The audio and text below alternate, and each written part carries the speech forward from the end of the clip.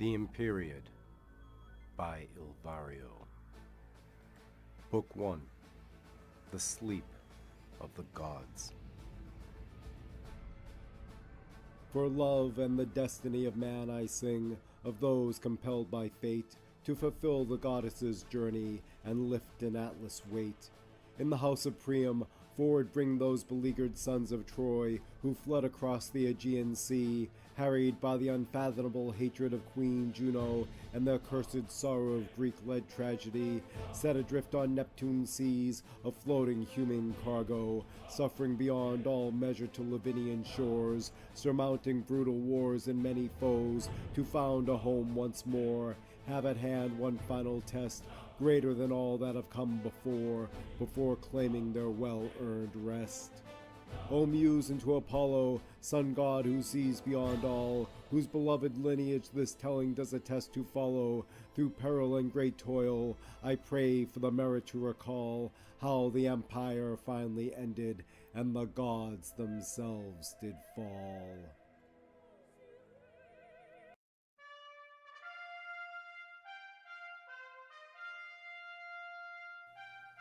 Book 2.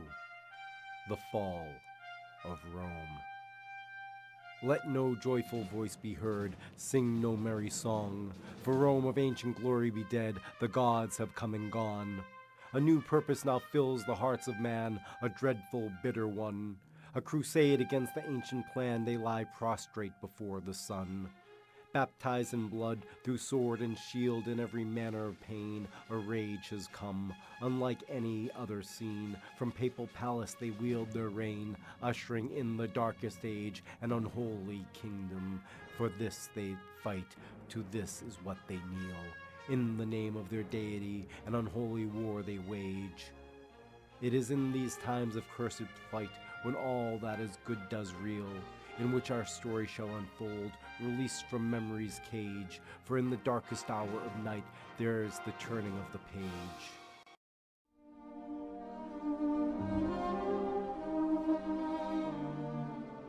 Book 3. Horatio's Quest. Horatio woke from his dream, his head torn, still spinning, groggy from the vividness of his apparition, his chest still sore from where Cupid's arrow had stung, the rest all around silent in the early morning air, except for the sound of swallows in their nest, chirping outside his window, waking there to the new day's light. He might, as often happens, simply shake the sleep from his hair and let be forgotten the vision of the night. If not for the proof lying there by his side, a sword glimmering and bright.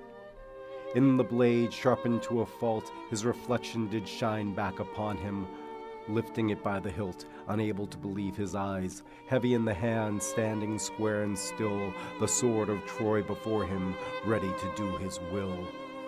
More than a sign or some simple request, his life's destiny, his people's history, forged within that blade, in his hand there did rest.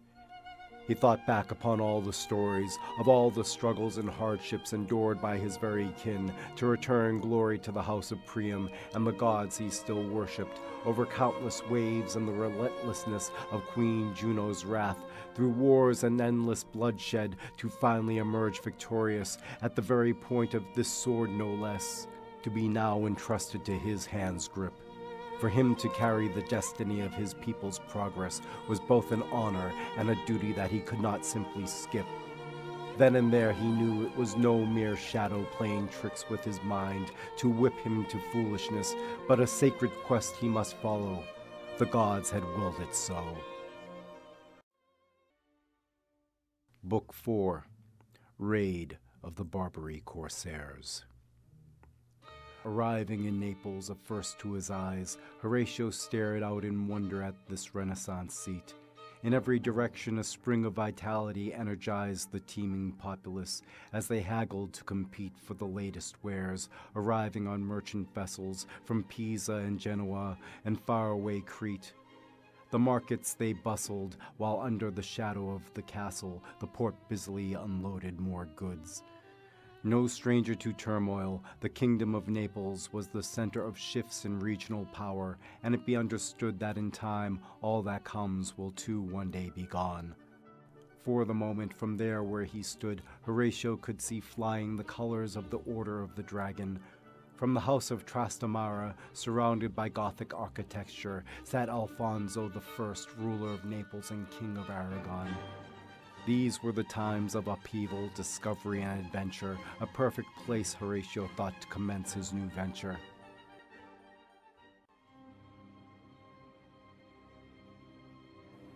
Book 5. In the Service of Alkhan. 7 years be a long time to wait, but longer still pushing an oar with no hope of escape. If this truly be the path the gods had in store, if somehow it all be part of the plan, then he had no choice but to follow, for it was controlled by destiny's hand. The first year was the hardest. He worked back-breaking hours more than ever before. His service was not just a test, constantly under a watchful eye, being driven greater than all of the rest. Fearing that one mistake might cost him his life, there was no option than to give it his all. Yet in his heart, through all of the strife, he never once forgot his pledge to the goddess's call. Regardless of what may come, in that duty never would he fall. The crescent moon was a ship like no other, more than a galley, a galleass it was known. The Turks called it a mahon. Ahead of its time, the fastest ship on the sea, it was said to be of Alkhan's own design, with multiple decks and masts numbering 3. It had 32 oars, 16 to a side, and 50 guns, 23 port and starboard each, with 2 fore and aft, the only on the water to cover its behind. No other had such a deadly, terrible reach. It made port in Algiers, Rabat, and Tripoli, and all along the Barbary coast, in each selling what they stole for a handsome fee, with 10% of the share going to the Sultan as homage, the standard duty for all ships of the fleet. Hunting for treasure, Christian slaves, and all that they can, it was run by a crew of bloodthirsty pirates to the very last man.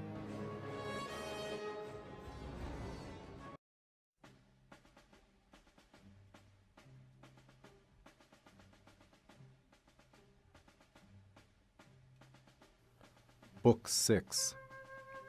The Battle of Algiers. Up the winding hillside they climbed, Rice navigating the twisting alleyways all by memory.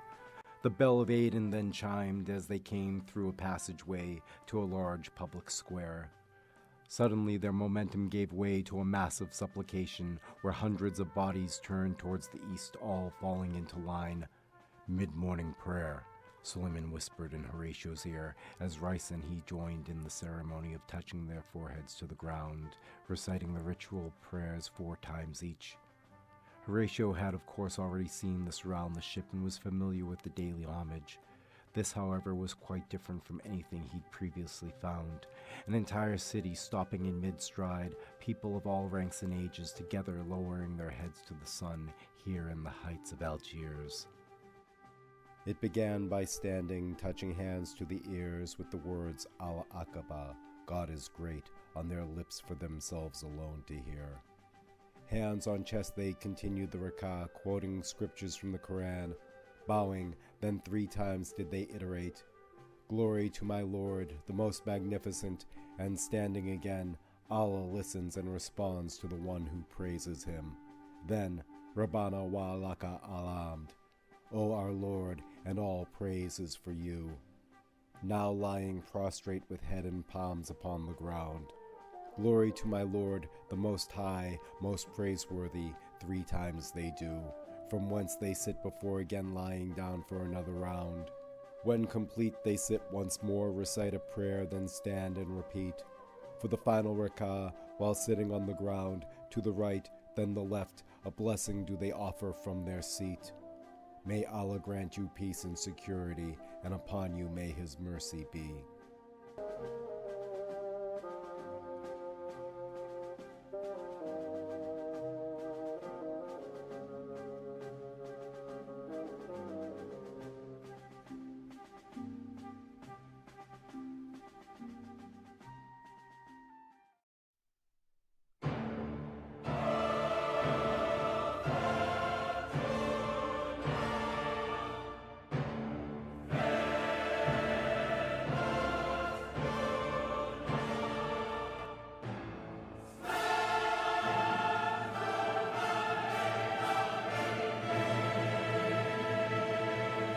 Book 7. At War. Having reached the Ottoman seat in Constantinople, now renamed Istanbul, conferring with the power elite and Mehmed II, the Sultan, directly adding fuel to his story for the urgency of action, Captain Service of Alkhan became the center of the whirlpool. Mehmed II, known as the Conqueror, already desired an expansion of his empire further to the west, and this timely arrival set off a chain reaction. Khan was commended, his vision blessed. Backed by additional resources, the Barbary corsairs now had official sanction to pillage and wrest as much as they could capture from the Christian spheres of influence. Khan himself, protected by letters of marque, was named admiral and granted authority over all other pirate vessels to direct and embark into battle as representative of the monarch. Though primarily ceremonial, knowing the anarchist nature of pirates, the honor itself was testimonial to Khan's own influence and merit. Having gained his suit and advanced position, Khan desired no further delay to forfeit the accomplishments he'd made. Action was now, above all else, required. Word would quickly spread to every nation that the Mediterranean was mired not just with corsairs, but with a fleet and a mission to crush the Western empires. For certain retaliation the kings would seek, that a price be put on their heads for the daring to challenge their royal seats, that if caught bloody would be their deathbeds, yet fight they would, the enemy to taste their lead.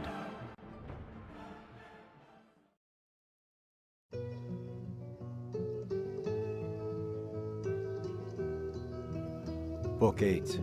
The Siege of Basia. The garrison of Maleo, the town seat of Basia, was standing on high alert with watches doubled at the gate and tower peaks, all eyes set on the ships of the Ottoman Turks, preparing to repel their pending invasion.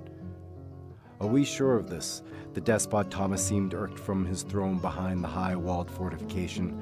Yes, Your Majesty, confirmed his deputy. Our source was very clear. Very well, then. Make it so, he confirmed his sanction. And for the terms of the engagement? The deputy drew near in a muffled tone. Yes, it is acceptable, Thomas exhaled, playing the cards he was dealt, feeling himself the poor gambler. With word that his brother Demetrius was taken prisoner, having failed to properly defend his lands, Basia was one of the last holdouts, and barring a miracle, surrounded, he too may find himself jailed. Or worse. That he would not let happen. Giving benefit to his doubt, a pact he would seal to hold on to what remained of his clout. Meanwhile, the corsairs prepared their assault. Darkness was upon them, with the only light a crescent moon under a starlit tapestry. To a fault, it was a friendly omen that befell upon their sight. Horatio, selecting his best men for the mission, filled a small rowboat, and under the cover of night, they silently rowed out to the far corner of land, where a division in the rock side jutted and angled sloped upwards. Beaching their craft, the 10 began their ascent towards the heavens. Keep pace, Horatio instructed his squadron. We must go both forward and back down by daybreak. Book 9. Escape. All the storms were now converging, a cyclone of sweat and blood and flesh in every direction, swirling, surging, rallying each to his own mesh. 3 camps were in disarray, nothing had gone according to sketch. Scuttled, the garrison of Maleo, in lieu of reinforcing Mendez as ordered, retreated from the walls to seal the entranceway, concerned more with being cornered, with ally and foe dressed in the same manner, closing the gate most importantly factored. For his own part, Mendez, in a clamor, with a gaping wound and left eye cut from socket, was delirious with pain, could barely stammer, and fell unconscious when a hot coal was brought to seal the pocket. His men would be leaderless, for twice an hour held on the docket. For the corsairs, that would be what needed to save the day. As it was, the pirates had been hit square, routed and in full retreat, having broken through the fray. Those not lost on the field scrambled down the hillside, racing back to their ships without delay. Defending the rear, the last to escape alive, was the fighting contingent from the Crescent Moon. Horatio, with Khan's lifeless body straddled astride his port shoulder, found himself suddenly strewn into the unenviable position of command. with a fleet of ships sitting unaware that soon they would be plunged into battle, a plan for survival must be devised on the double. Meanwhile, while all the preceding fanned, the flames of war burning, the despot Thomas made use of the scuffle to escape the city by use of an underground tunnel.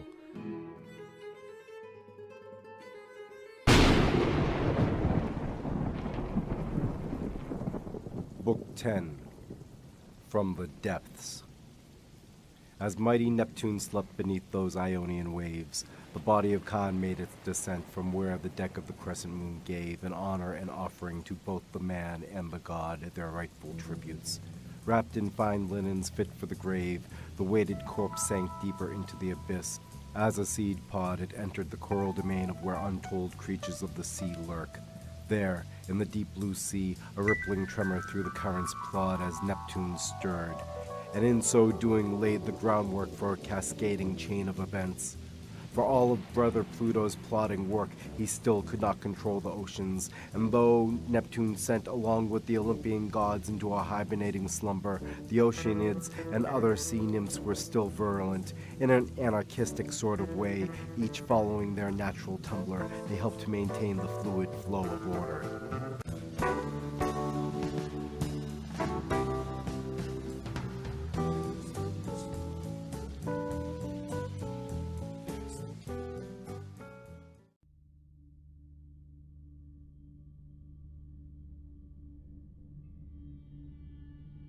Book 11. The Ghosts of Malta. In that trailing dusk, with the final specks of daylight mingling with the sea air's musk, a spot of land presented itself to light upon the horizon. "I know that island," Suleiman spoke, catching sight of the silhouetted strip of land. "It's Malta, a Christian stronghold, and the limit of Aragon's reach. Our best plan would be to sail around, past her dark folds." "Agreed," Horatio confirmed his right hand's opinion. "Keep her to our flank," he gave his orders as the wind gust cold. "Aye," Suleiman confirmed from behind the helm's bastion, setting his course with the dark of night slowly enveloping the waters. From the ship's railing came a voice raised in whispering fashion that caught Horatio's ear, drawing him in close as would do squatters, for Qasim was recalling to Isa and Nebi a tale he once heard of these quarters. "That island is haunted, they say," he began, his voice raw with scruff gravity.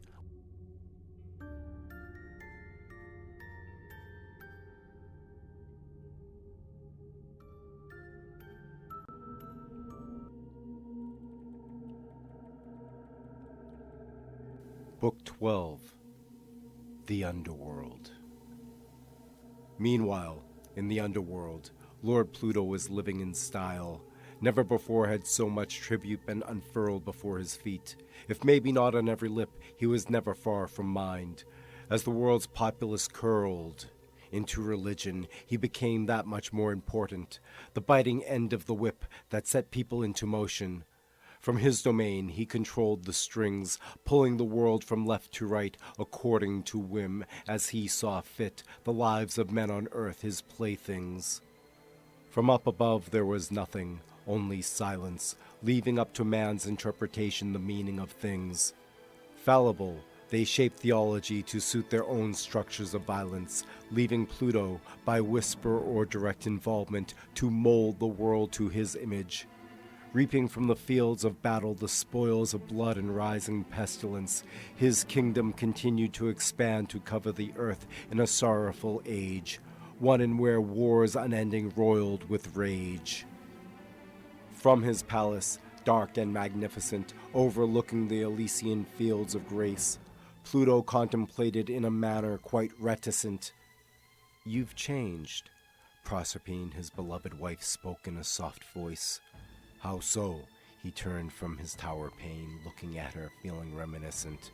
Her beauty unfading in all the long years since that fateful choice on the day he abducted her, stealing her away from the fields, bringing her to the realm of the underworld, whereby bargain did rejoice at their union.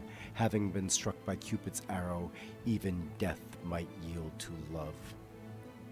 "You seem withdrawn, more somber than usual of late," she confided in him. "Your humor, grim as it may be, no longer do you wield." It's nothing. Just a passing phase, he deflected, sensing the bait. I've got a lot on my mind. He passed it off to responsibilities. Are you sure there's nothing else? She implied, but would not grate on him by saying aloud what she thought, and all the possibilities that he might feel somehow remorse for all his morbid activities.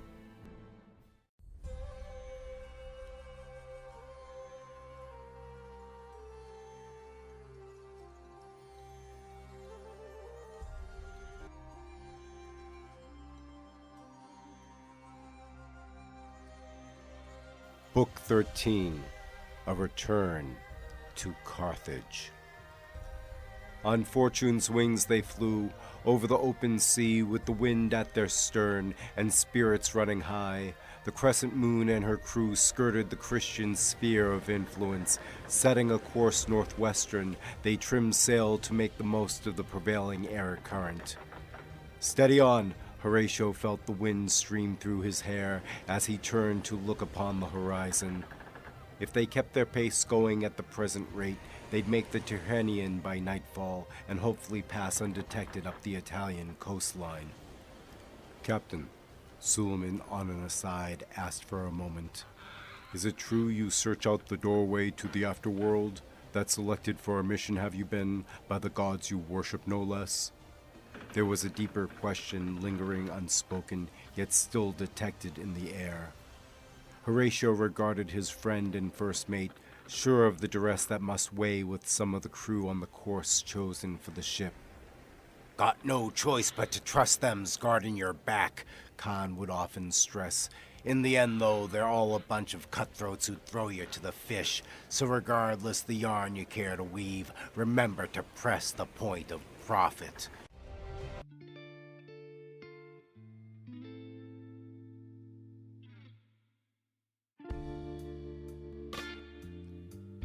Book 14, Didos' Curse. Around his neck the stone of red returned to black. For the moment it seemed that danger had been put in check. Quickly the brothers, retracing their path to the harbor, made their way back to their ship, the Crescent Moon, where the crew was busily making repairs. Captain, Issa spoke for the pair, we must sail with all haste.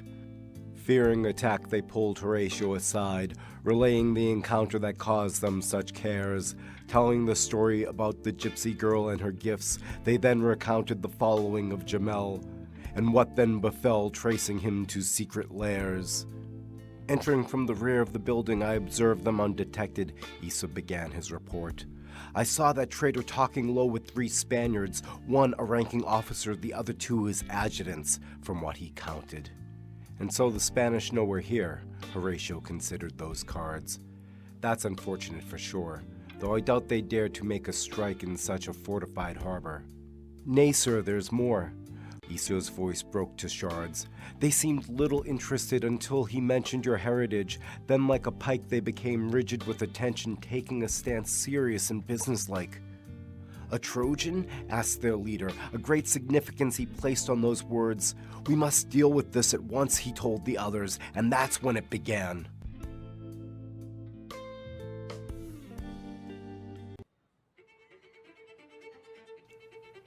Book 15, Chaos and Balance.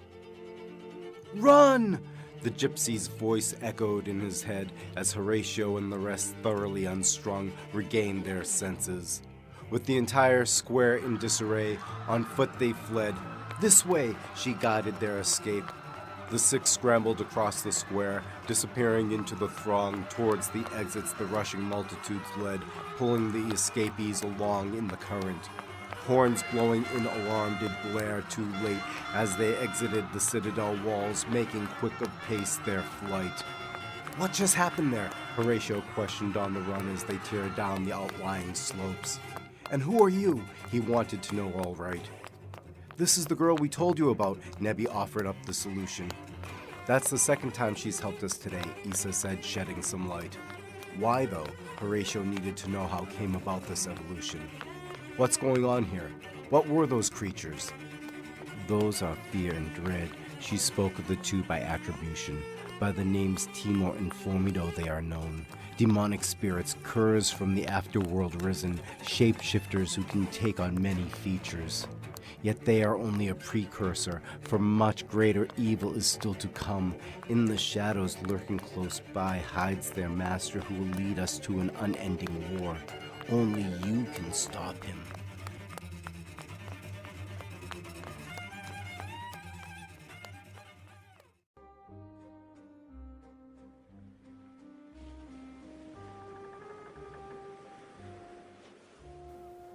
Book 16.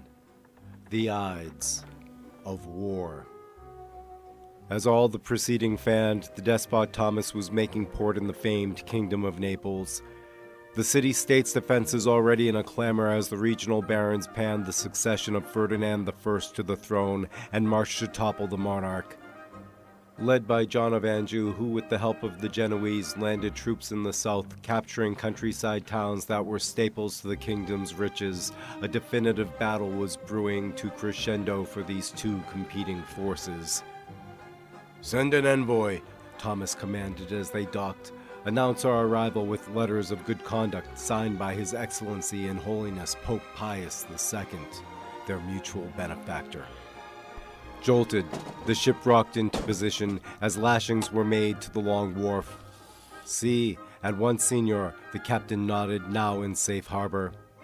"Prepare an escort," he knocked upon the floorboards with the toe of his boot. "Presently I'll be going ashore. When I do, you shall await further orders. I may still have need of your vessel. Do nothing until you hear from me. Is that clear?" And the captain, "Si, senor."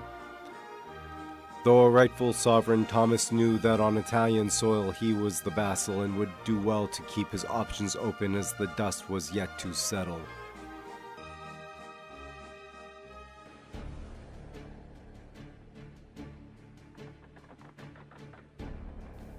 Book 17.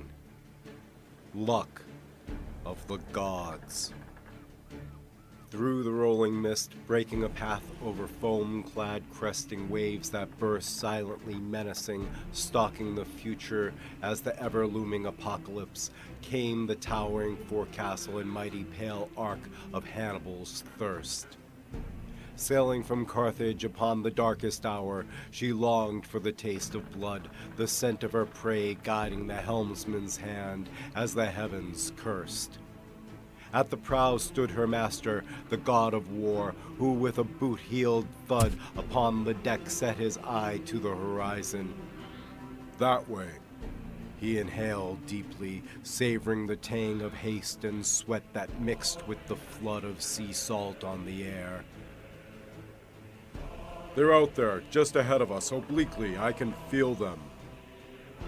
The helmsman adjusted course to come in line with the direction Mars had set. When caught, the price would be steeply paid, for once embarked upon, war could not so easily confine itself, but instead would spread to every corner with carnage and destruction. None were safe who crossed into this realm.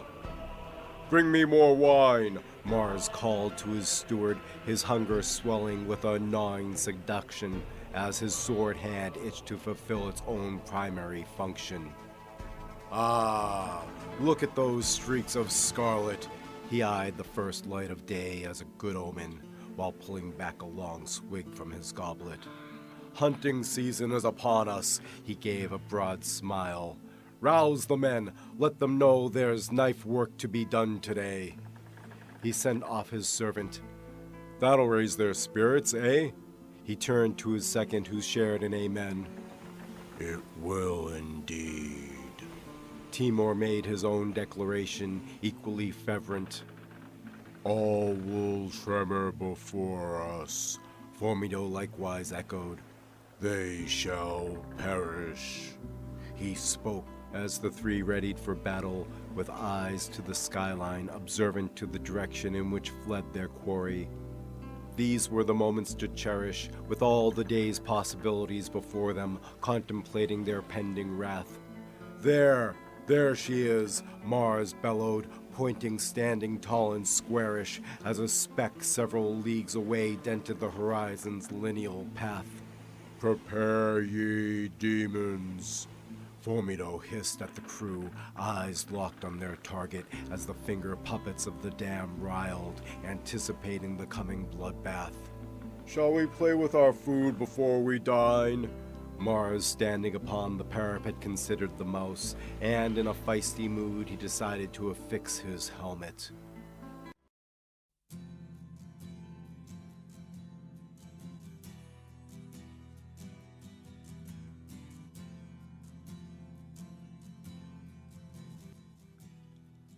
Book 18. Ancient History. Affixing Pluto's helmet, Horatio felt a tingling sensation, as if every fiber of his body were beset by living energy. Concealing you from observation, Isfet oriented him with the legendary powers of this fortunate gift. It will also envelop that which carries the wearer, making infiltration a simple act. If dressed in this you stand close to any other, you may drift a whisper in the ear, planting a subconscious suggestion in their head, shaping ideas and opinions, manipulating foe and friend alike to open a rift or seal one as you like. So you are saying, Horatio followed the thread, that right now the entire ship is protected? Yes, we are all invisible, Isfet confirmed. As long as the bearer is aboard ship, within this bulkhead, none may detect our passing. Jupiter be praised. How is this possible? Horatio asked rhetorically. Nothing from on high, Isfet gave her surety, telling of the Titan Wars. This helmet was born of the darkest arts devisable. During the war with the Titans, the Cyclops gifted the brothers 3 mighty tools. Jupiter was given thunder, Neptune his trident, and Pluto invisibility. There's more, the scratching voice of Mott pressed her sister. Tell them the entire story of all that came before.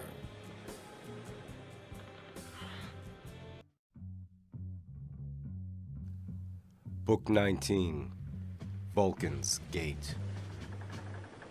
With Fortune's guiding hand having helped them narrowly escape ruin, a duty was still required from the fleeing Corsair band to honor their newly fallen lost in battle. Wrapped in cloth, each in turn would be committed to the sea, a burial tribute befitting departed seamen. The sun was setting a deep orange off their port angle, the moment to adjourn the dead. May you find peace, dear brothers, Horatio led the requiem, as one after another were released to embark upon their final voyage. For the last, Avernos, impaled through the chest with his own arrow, beaten by a god no less, Horatio paused the bearers. With 2 coins for passage, he placed them secure upon the bandaged eyes. The others may not believe, but for you, my Thracian friend, I will see you again in Elysium. With leverage, the body slid into the sea, joining the rest as it sunk beneath the water's heave. With the final salute, Horatio brought his attention back to matters pressing. "Bosun, bring us about true north," he instructed the helm to weave into position. "Aye, sir, true north," Suleiman adjusted course, dressing the wheel to bring them to a line that would keep the enemy guessing.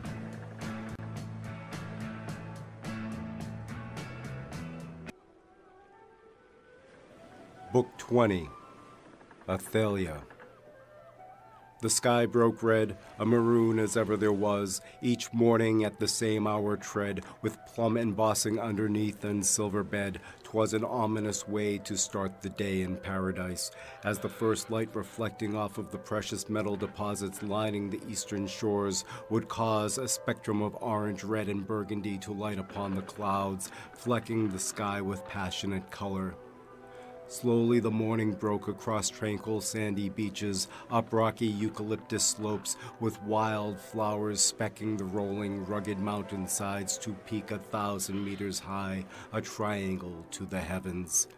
Thus Athalia woke. "Prepare the landing party," Horatio called his best men forward. Balak and Ecte stood swords ready to wrangle, as did the powerful Buttress, and the twins Issa and Nebi likewise installed. Equally too, Suleiman would not be divided. By his captain's side he was fixed.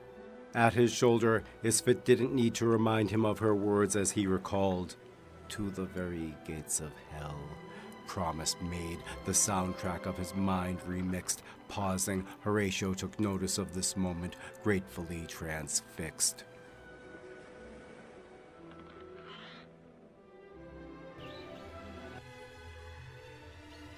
Book 21, Gargoyle Pathways.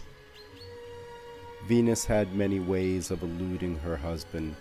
Thus, knowing how his sense of scent plays heavily into her affairs, she employed nature's device of spreading jasmine throughout her pleasure garden, which stays her trail invisible to Vulcan's insidious sniffing while she enjoyed her vice. This here was the reason and cause of the delay, as the pair of Brimley brothers stood confused before the labyrinth of passageways. It would be rolling dice to choose an entrance. "What's the hold-up?" Mars upon them hovers. "I can smell neither fear nor haste," Formido growls in frustration. "We can't smell anything beyond these creeping weeds of mothers." Timur tried to clear his sinus of the fragrant shrub's menstruation to no avail. "Move aside!"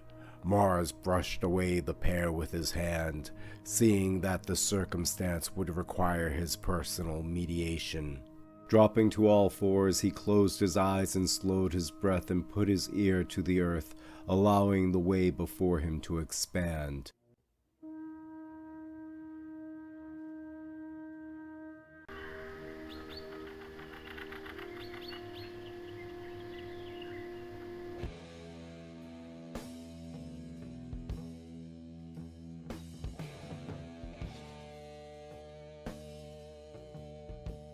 Book 22, Lilith Rising. Meanwhile, on an entirely different plane, Pluto was busy plotting to beguile yet another wayward soul into his misadventure. Here he came, to the bowels of Babylon, standing before a dark castle overgrown with thorns. Jackals scoured the haunches, while haunting at the edges of the dismal frame, ostriches ducked and buried their heads in the sand. Howling wind scorns the battlements, thick with thistles and briars. Satyrs can be heard whispering to one another in the shadows, as wildcat beasts stalk the night. An owl adorns the great mantle, quietly watching, guarding her eggs. With torches flickering, shadow and light off her unblinking eyes, she tucks into the secure obscurity of her perching lair on high. Out of respect, the jackal started snickering. Here it was that Pluto, the lord of the underworld, would set to test the purity of faith, for here, in the dark and deserted recesses, is where he would find her.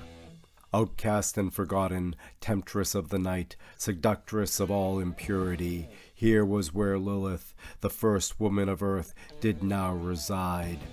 Too sure a female for mortal men, she became a spirit of the night, a sultry whisper. "What do you want?" She brushed her head to the side, staging the victim using scoff as her taunt. "It's been too long." Pluto, appeasing, took a forward stride. "You can say that again." Lilith turned to face out the window as gray fog rolled across the plain.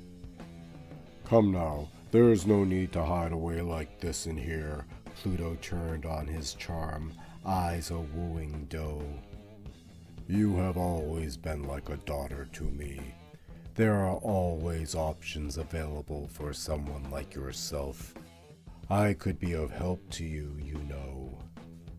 "I don't need your kind of help."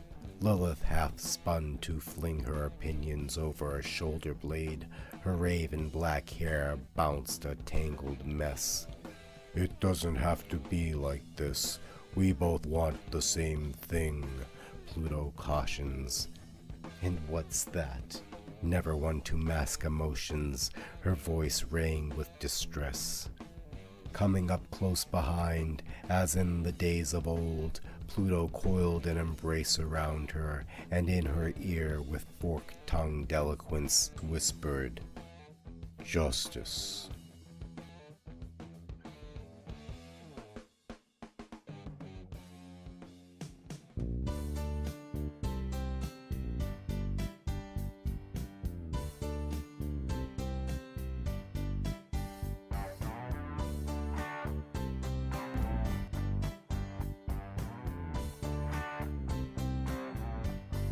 Book 23, The Finding of Pluto's Shrine. Mars took a step forward.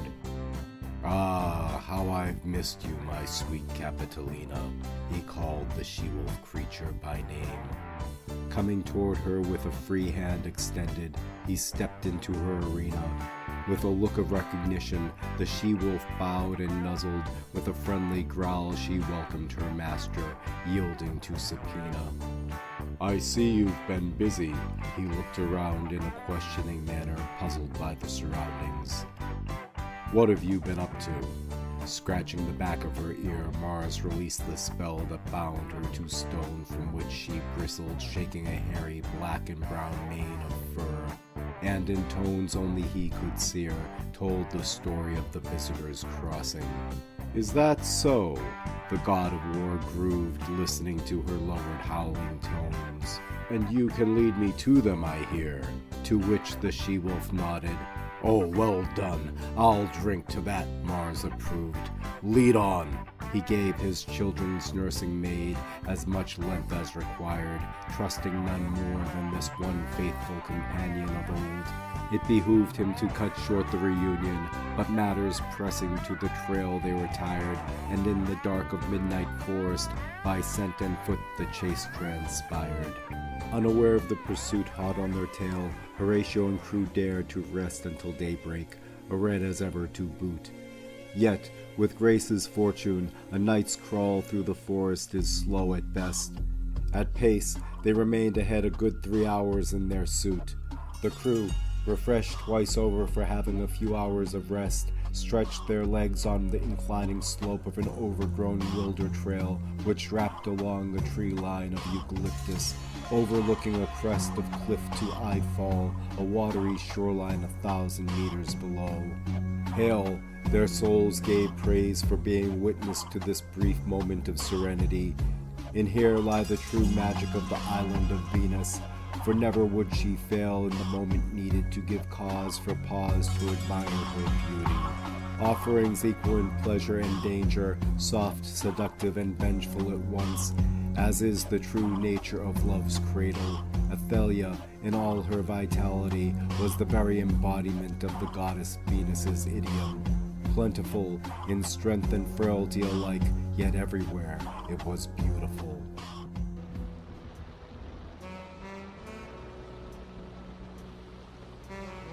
Book 24, Of Things, Iron and Bronze. There, in a decrepit state, our crew stood to stare at the columned and granite slate temple of Pluto's shrine, tucked into the desolation of this lonely, far-off corner, hidden from eyes both small and great, lost from the memory of existence. Overgrown with weeds and isolation, befitting the last spot one with life would care to visit, this place of worship to the underworld, cold and barren, imbued the want for soul salvation. Perhaps as a sign symbolic of his noble spirit, or maybe as a right sailing ship would show alignment, Horatio took to a knee, placing it down at the altar, giving the due as would to Caesar. He lifted a silent prayer for safe stewardship of the friends left behind and for safe passage on his journey, so as not to falter on the path. A true distinction it showed in the character of the pagan way, to ensure that prayer and homage be given, especially to the gods who'd alter one's fortune over slight or whim. And so Horatio to great Lord Pluto did pray, "If ever on this path we meet, all I ask is for just a moment you look away."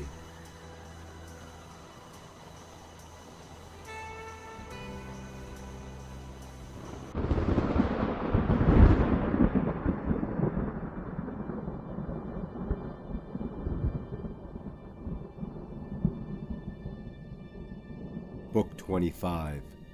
To the Gates of Hell. Before them stood a pair of massive iron doors, vaulted at the top like a pointed hood, reinforced with riveted sectionals and embossing scores that portrayed two parallel stories. On the bottom rung from left to right stood an image of the mountain, and at the fours a group of working oarsmen, while, on the other panel, how it begun, was a swirl on the inverse, as would a coiling serpent, with many lands and latitudes of being. From mild to menacing, those portrayed were flung upon the landscape for the greater part in misery. Below the center stands a darkened pit of ebony, while rivers snake and octopus carving out the scene. Erebos. Isfet's eyes grew wide. This is a map of the Underworld's Badlands. You'd be wise to make note of her markings. Here, above on the next screen, is the great bearded Lord Pluto himself, eyes cold here as they are in the flesh. You do well to avoid him. And there, next to this, is the god Vulcan. A sheen of psychotic genius and rage held the beveled tones engraved in his thresh. This must be the intersection of where their two domains mesh. Isfet took a step back to examine the larger picture. Above Vulcan, mounting the top track, was embossed a mighty hammer, a symbolic tincture of power and strength, while opposite, resting above Lord Pluto, was an all-seeing eye encased within a pyramid. They gazed upon the fixture in wonder. Of the two, one door, Pluto's, was cracked open, and through it flowed a trailing wisp of air. This is the path. Horatio took a confident step forward. For having come so far, there was only one direction left for him to go, and so, setting the course, he lifted a torch and steadily moved onward.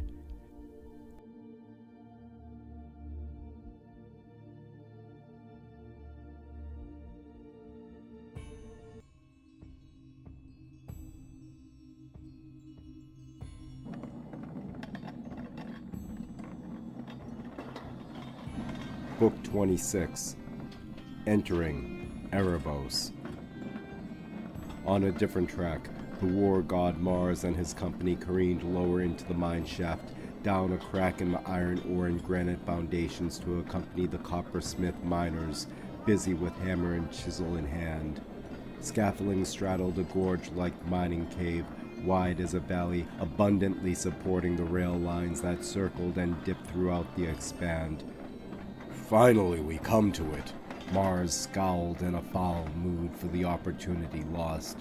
Now they'd have to make up time and distance for which they hadn't planned. Spanning the cavern, the carts slowed of their own accord as they crossed a lengthy bridge to the other side. End of the road. Mars spat from his berth. The triple walls of bronze. Timur spoke with reverence, as embossed before their eyes was the barrier separating the underworld from Earth. Impenetrable. Formido's voice trembled with its own sense of dread. Mars shook his head. Well, not really. Holding information of worth. Formidable as they may be, these walls were not designed as a bulkhead against entry. Come. He motioned forward. The trail is only cold, not dead. Gently on morning came across the gate of dawn, as Horatio stepped not into some monstrous frame, but unto a fragrant field of wild flowers that covered the hillside looking out over Elysium, the blessed pastures of grace, whose fame was only spoken of in story, but now before his eyes, just on the other side of a calm and placid river.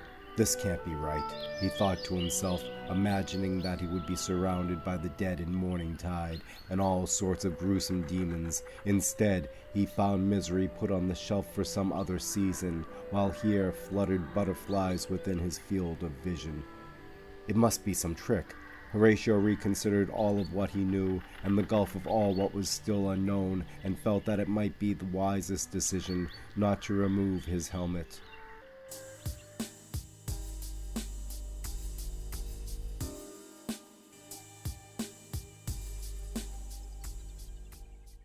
Book 27. The Pilgrims' Confession. Through a clearing, Horatio saw what looked like an enormous sundial veering towards the sky. At the far end of a crooked gnomon, a fashioned triangular blade formed the structure which cast back down the shadow. Horatio stopped and overlooked the scene. If his measurements were accurate, then only a fracture of time had passed. At best, he figured it could only be 10 in the morning, yet it felt like he'd marched for days. Amazing, he thought on the sculpture before him, and then at the base, which grew from the ground, forming directly out of a natural mound, he saw a lone figure sitting in the gray frock of a monk. That must be him, the shade I seek. Horatio felt hope soaring. Approaching from behind, Horatio looked upon the still figure. Taking stock, he decided it was safe to proceed, and removing his helmet, there addressed the spirit. "Are you the one they call the pilgrim?" From his sitting rock, "Some have called me that." The spirit responded to the inquest solemnly, without so much as a twitch more to be expressed.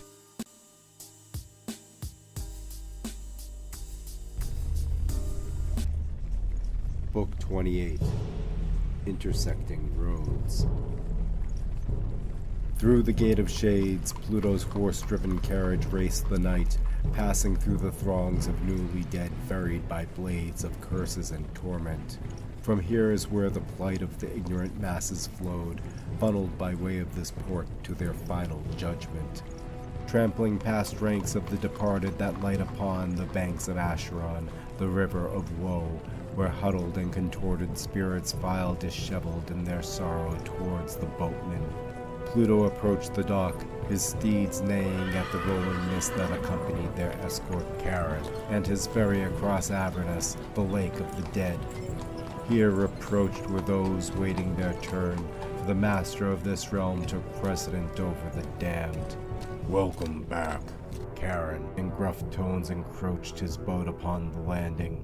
It has been some time since your last descent. Infrequent were the visits. Yes, I had business in the Judeo-Christian orbit, and this was the nearest portal. Secure my stallions and equipment for the passage home. I care not to dawdle. Obediently, Charon took the bit and bridle, sheltering the team safely aboard his river barge for transit. Ruffled and flowing, his cowls shuffled in the foul wind blowing off the Acheron with a howl of misery, riding the wanton air. Ready with staff, lowering into the murky depths, Charon pushed off his floating livery. His rugged, unkempt features and scraggly full length of beard cast a ragged pall to offset his funeral pyre eyes with grim mystery as he guides the ship over thick gray waters. What have you heard during my absence? Pluto kept tabs over his underworld domain by means of eyes and ears lurking in every quarter. Volunteered, Charon gave his answer. Not heard, but seen. An electric stain, lightning has struck far across the plain. Lightning, you say? Pluto raised an eyebrow, knowing the meaning behind the refrain. For when lightning strikes in Hades, a living soul has found a way to cross beyond the astral plane to bypass the normal gateway.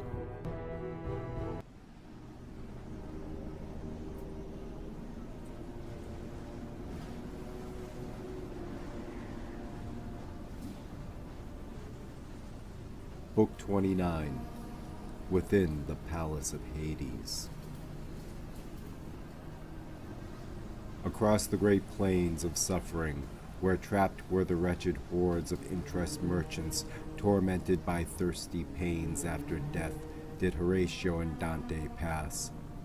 The view stretched out beyond the horizon into the infinite haze of dust that swirled around in great clouds, choking the throats of those who in life wretched away the world's resources for themselves alone. Chained by foot, they curled against the biting dust that pecked at their faces.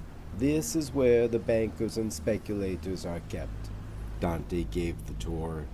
"The impoverishment unfurled by their actions, the stripping away of the essentials of life, has led them like cankers to these fields. Here they are always cold and hungry, denied a place to sleep, and just when they think they'll get a moment of rest, along come the rankers of blue demons with sticks to jab them in the side. "Look at this heap," balked one of the keepers, ready to throw a kick. "Where did you find cardboard? You think you're allowed such luxury?" The demon spat, snarling with teeth. Pay it no mind, Dante assured his companion. It's the final reward for their earthly investments. And just Horatio struck a chord.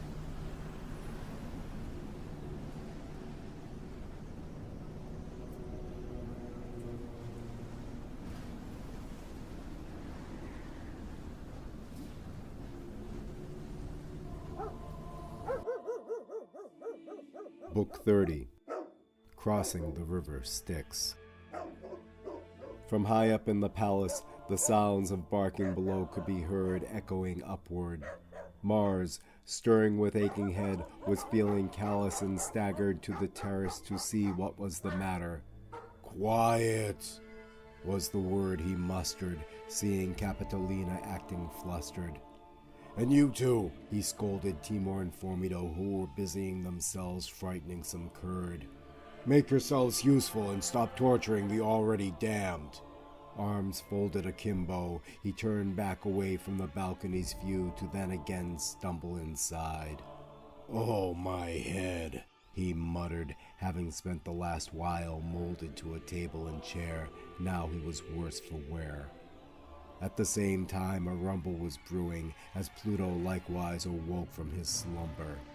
"What's happened?" he wondered aloud, not feeling quite himself after such an unexpected tumble with sleep. Groggily he sat up. "Looks like you tied one on too," Mars penned from behind, re-entering the map room. "Indeed." Pluto regained his composure, trying to make sense of the scene, when suddenly his own mood blackened.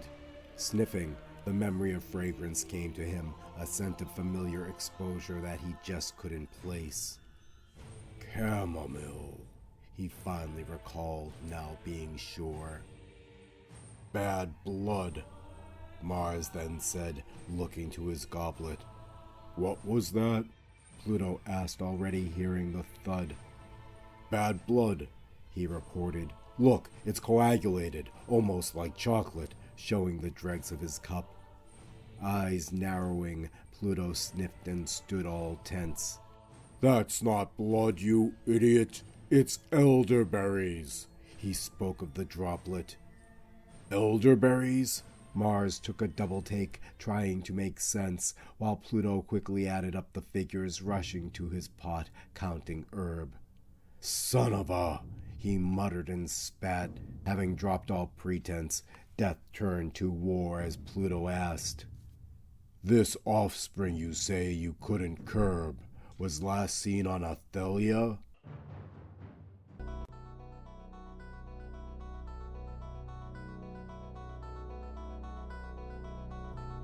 Book 31. By Fire and Nash. The first test of his heightened ability would come much sooner than he'd have guessed, for as they curved the Stygian, there grew a volatility to the waves, just past where the white rocks of Lucius connects the marshes to the river of flame, the Pyriphlegethon, and all her hostility as she flows towards the bowels of hell. The water around them, in context, was bubbling as from underneath the heat began to rise, when by surprise, Phleglis declares, "The still living had better show himself to me, or the next thing that will happen is I'll deliver the both of you to Pluto myself." With sighs of, "What do you mean?" Dante deflects, yet to no avail. The jig was up. "You think I don't know the weight of my own boat?" He scowls and cries, visibly vexed. "Look how it drags in the current. There's living mass in my cup. Show yourself now, or you'll only wish to be sent to Tartarus." Discovered, Horatio had no choice but to remove his helmet, yet this was only the wind-up. Once becoming visible to the naked eye, there was a moment that hovered as momentarily stunned, Phleglis ducked and covered. "Lord Apollo!" the boatman groveled, seeing the breastplates glow upon Horatio's torso. Phleglis swallowed the thought that it was the sun god himself, returned from the missing, having him followed beyond the grave to put more punishment on his shelf. "Forgive me, I did not know it was you." The lesson was well learnt within the walls of Tartarus, to honor and respect the gods in self. "Oh no, you've got it all wrong." Horatio adjusted the current.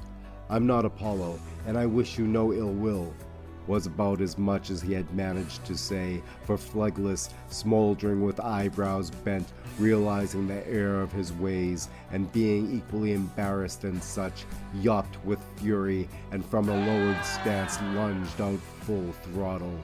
It was more the suddenness of the attack than the boatman's touch that threw Horatio off balance. Yet unharmed, it was Phleglis failing to dawdle who jammed his shoulder, and dazed he fell, pitched overboard like a bottle.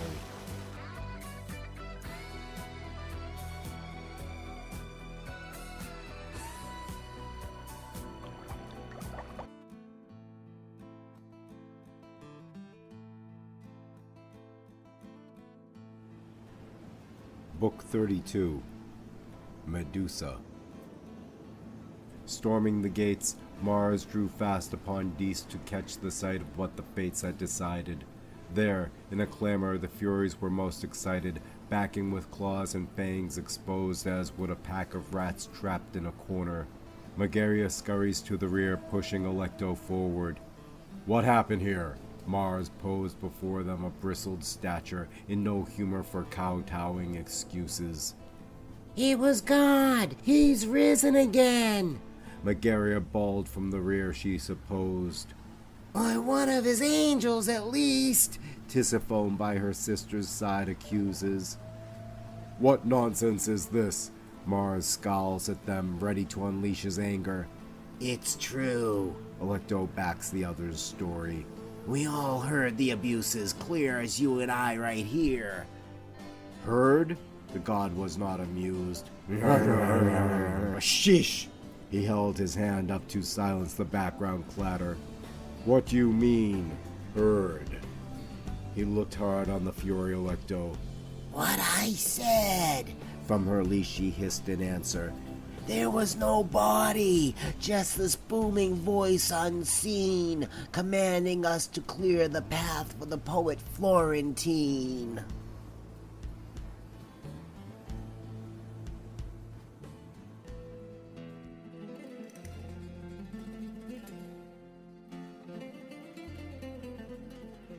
Book 33, Baptized in Flame. The secret to harmony was to be able to see the perspective through another's eyes, to be a mirror, in fact, an irony that was not lost upon the gods, whose vision, often selective, rarely extended beyond their own walls and desires. How refreshing it was, therefore, when Venus and Mars added Concordia as an elective to the pantheon of the gods, for she alone had the ability inside her threshing to unite the others around a common cause. A being truly in balance between the power of love and the force of war, Concordia, neither timid nor thrashing, was not afraid to fight in combat, yet too held in her the empathy to glean the wisdom of the olive branch. It was said to look into her eyes was to find peace, for in her stare, her eyes became the true reflection there to be seen of the other's soul. Translucently variable, her gaze was the mirror to blind her opponent. In the mortal realm, what would casually be attributed to luck for the gods was a vital tool to be wielded, for to ally with her was to bind oneself to victory. Yet, for over 1,000 years she'd been missing, struck from all memory of existence. Now her eyes returned, and they were stuck. Before him was a vast pool of fire. All around, in every direction, swim an ocean of doors, and not one to which he could safely retire. "Behind you," the voice had called, but all Horatio could see in that direction was the lava pit below. His heart raced, trying to make sense of this mire, when through the fire he saw a strange and darkened collection. an image of a fortified archway with massive black doors blocking the entry to some unknown place. The walls, all obsidian, soaked up the reflection of fire bubbling off the moat. Before the gates, the shadow of what he didn't see lurking somewhere in the niches just out of view, there waited an omnibus of pain for him, of that he knew. Just as quickly, the vision gone, in a frenzy the fire flicked its flame, as again the voice came whispering softly sonorous. "Trust," it said. There and then Horatio understood the meaning to the riddle. His path lay through the flame, a leap of faith if ever there was one so ominous, for if mistaken, even the slightest bit, his remains would be charred and brittle. With a heavy breath he climbed the ledge, tense was the sound of the fiddle. Book 34, The Hundred-Handed Ones. The Hecatoncheires, Briareus the Strong, Kodos the Punch, and Gyges the Curve, were three anarchistic curs as ever there were. If any three could make up a bunch, it would be them, for there was a reason why a gathering of baboons was called a congress. The only thing they could seem to agree on was lunch. Then again, with 50 heads each, and just as many hands per side as spoons, they were lucky to share only one stomach apiece, or nothing would ever get done. As it was, when one started, the entire buck-and-a-half croons, and then it's a jumbling mess. "Bacon!" cried 1/50th of the clever one, Gyges. "Sure does," an equal proportion of Briareus concurred. "Smells like fried up pig!" "Oh, what I wouldn't give," spoke a head and feather on the shoulders of Kodos, "for some nice juicy ribs. All we ever get cornered is bats." "And them's just blind chickens," his neighbor nodded, taking a whiff. "Yep, like singed little pig hairs, that's what I smells." And it just went forward from there, each in his turn postulating on the menu. From the side of the cliff a rumble of movement came in waves as the Hecatoncheires all began to sniff.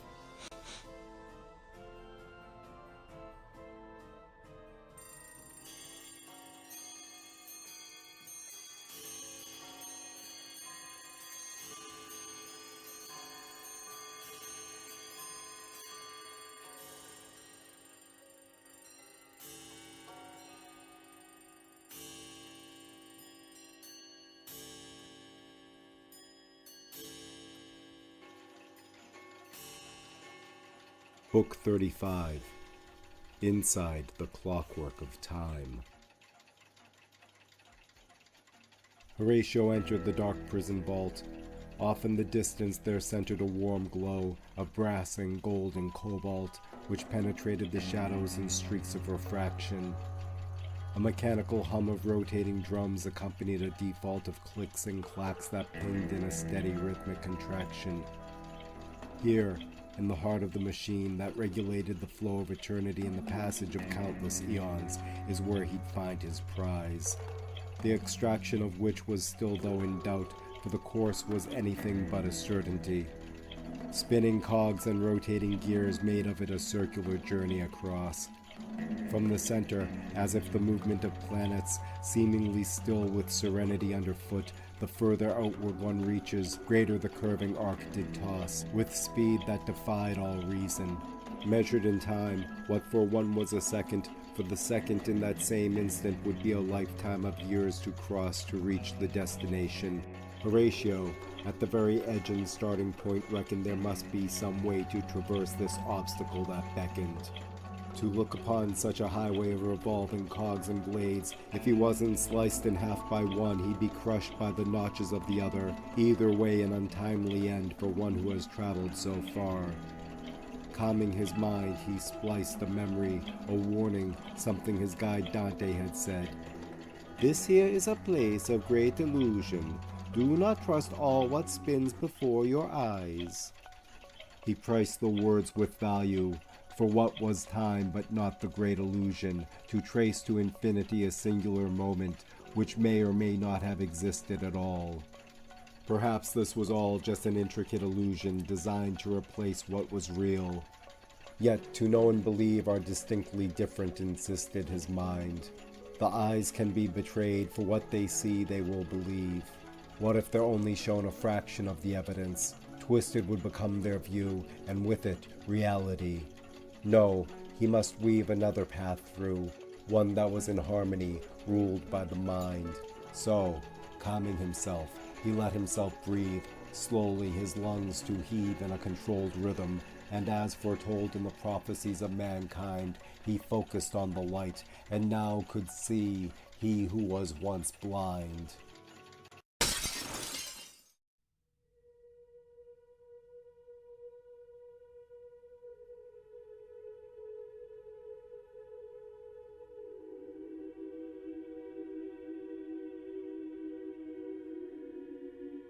Book 36, To Infinity and Beyond. As the infinity glass, prison of Saturn, father of time, shattered and sprayed a trespass of fragments, releasing an expanding chime of sands, sparkling effervescent from their confinement, like an explosion, the power of creation spilled forth prime upon the underhaven. Pluto and Mars and all under consignment were frozen to an immovable pause in time, as the universe realigned, rebooting such things as wisdom, compassion, and love. With refinement, each god to their core element restored, evolved to a higher purpose of mind, as elemental beings throughout the cosmos, there to influence and guide.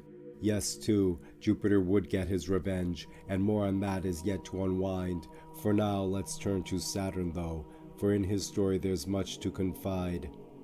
Most of all, Lord Saturn bared a grudge upon all of his children, in particular the three who placed him into his cell. Now released, he would preside over their punishment, which justly he felt it should be both orbicular and long, a revolving cycle, as to match his own torment perpendicular.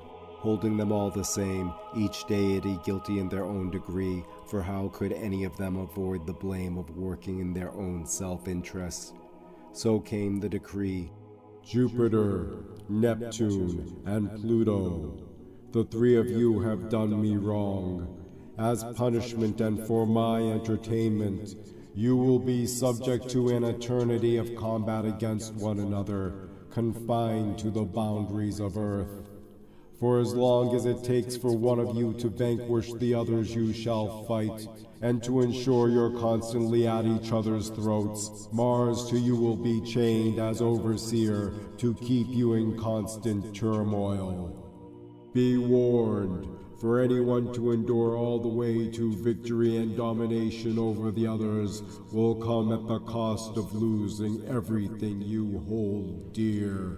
And with this knowledge firmly secure, you will still be cursed continually on to battle, and just when all is lost, the pawns will rise against you. And in that moment you'll come to realize the single truth that today is beyond your comprehension as you're tossed to your prison, that your own destinies are tied to the fate of this prize over which you fight and all its inhabitants. Its failure will be your demise.